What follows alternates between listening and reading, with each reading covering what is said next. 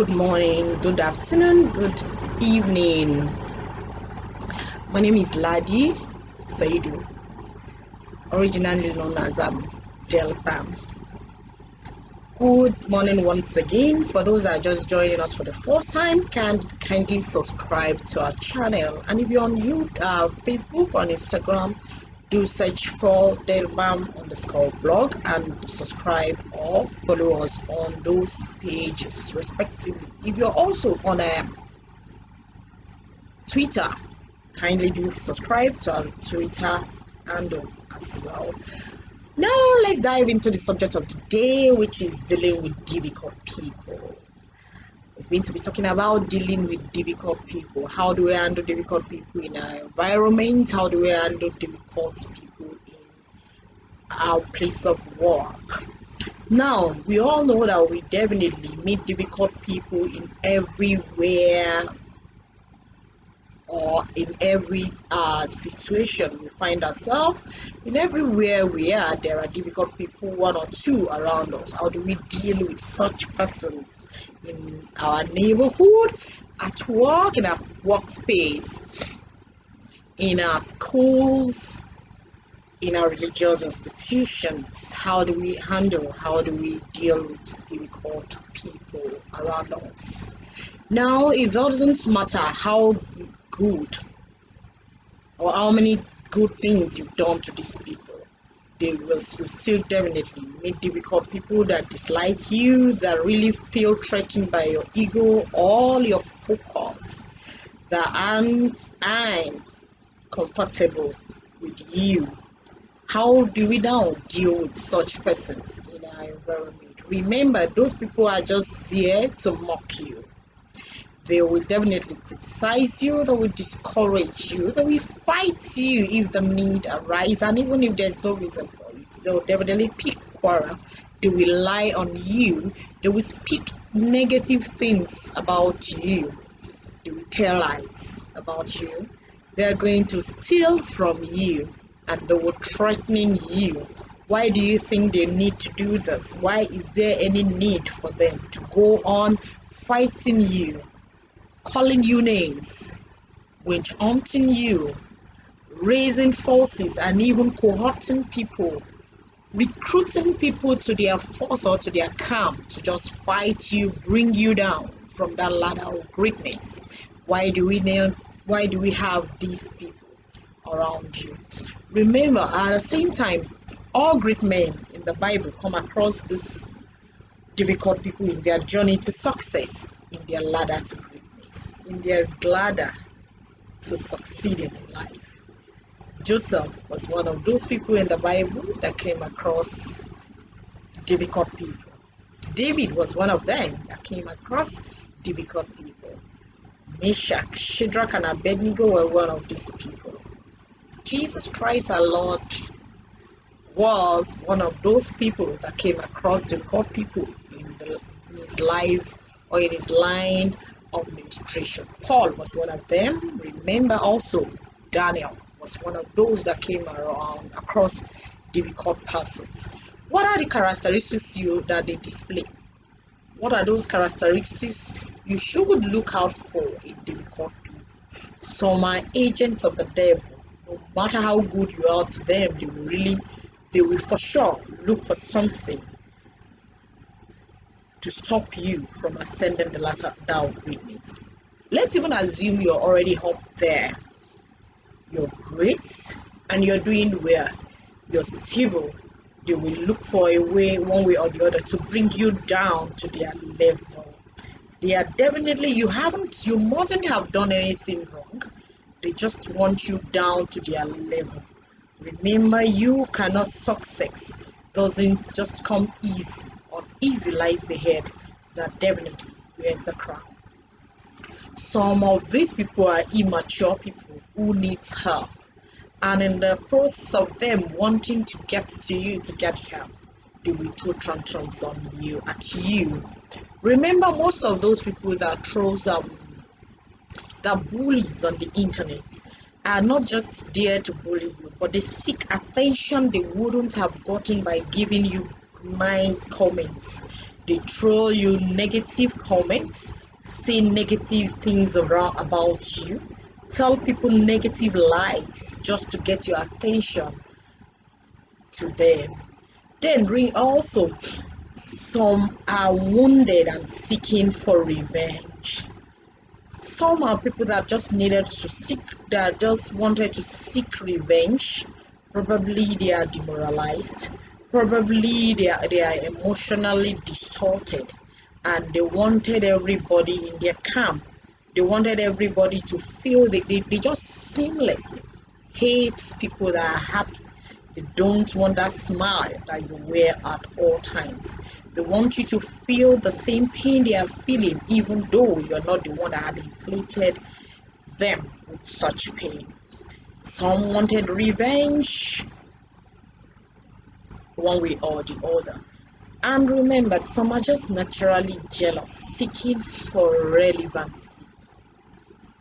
I'm still going to throw a cite example of those on the internet that just those internet bullies that just throw comments, negative comments per se at you. They wanted relevance. They wanted a relevancy. They wanted unannounced publicity.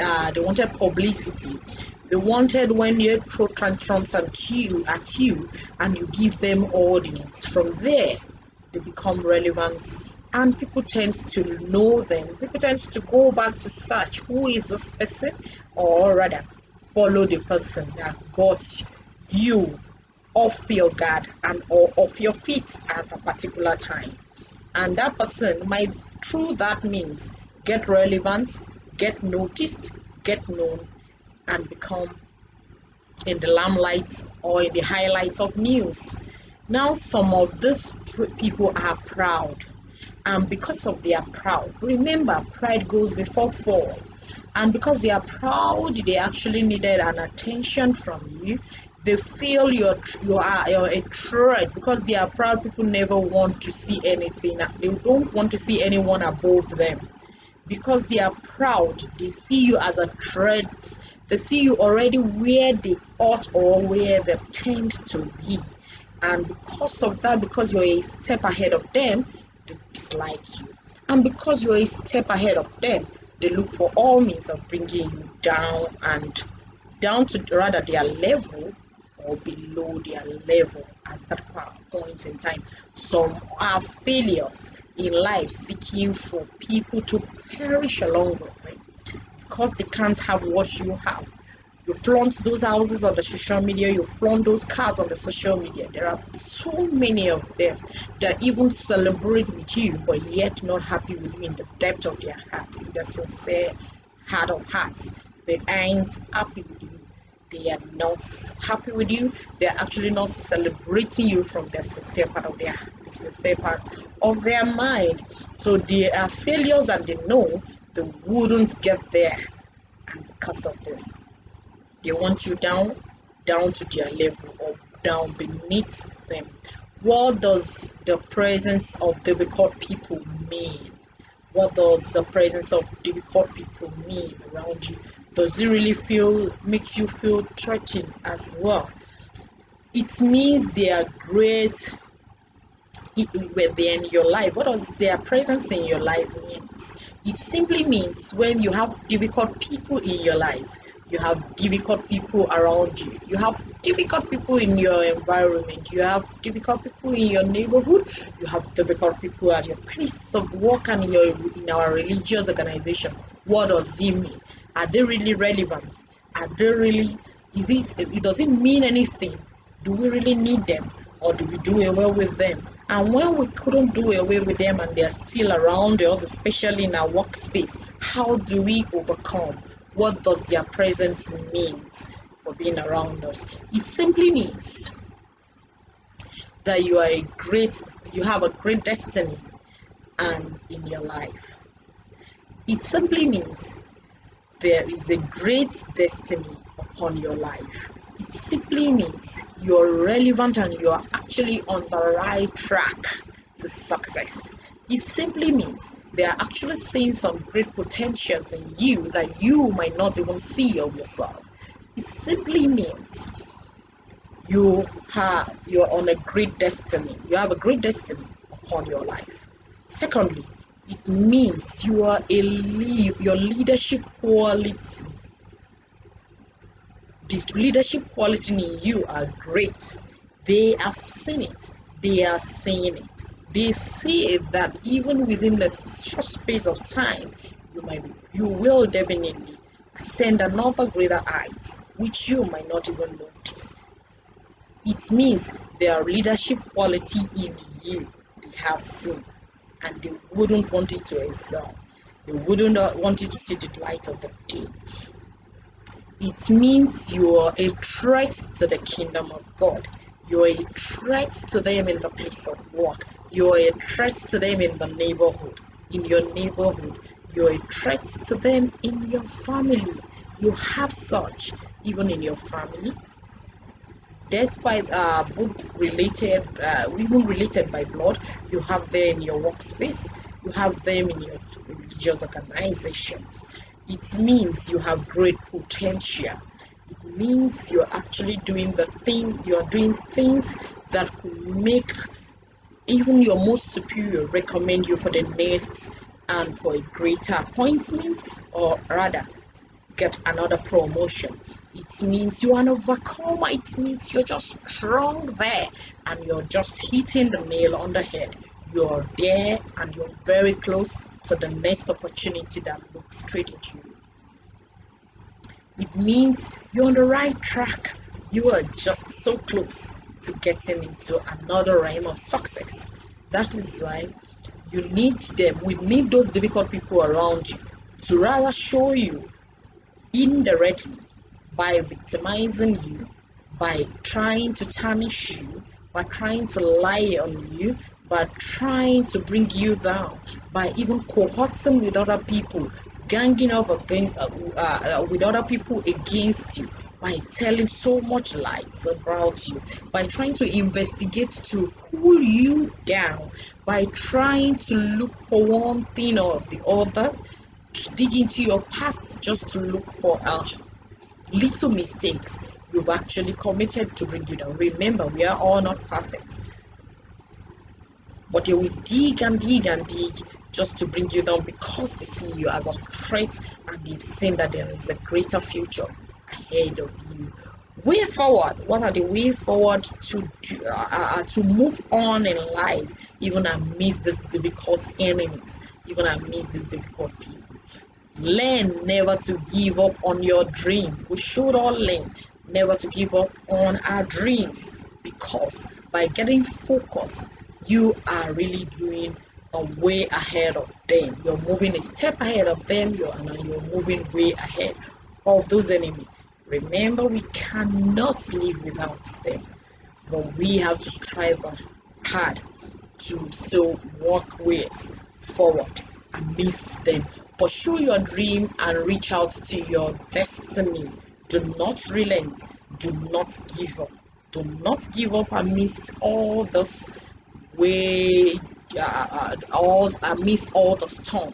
Learn to forgive and forget your haters.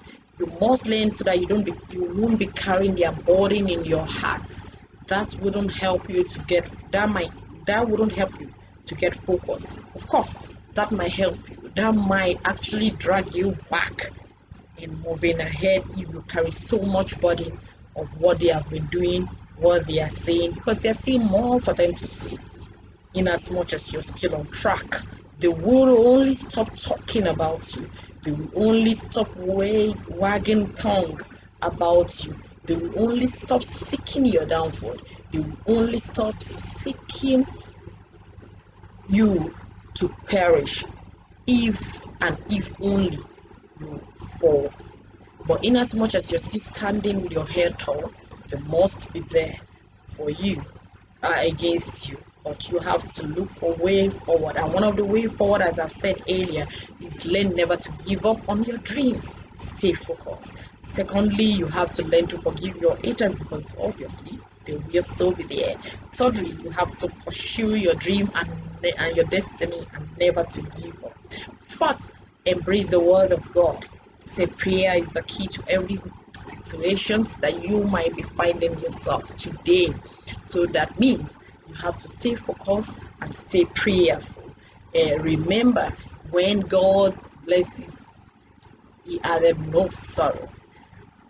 Therefore, Satan will never win. Stay blessed.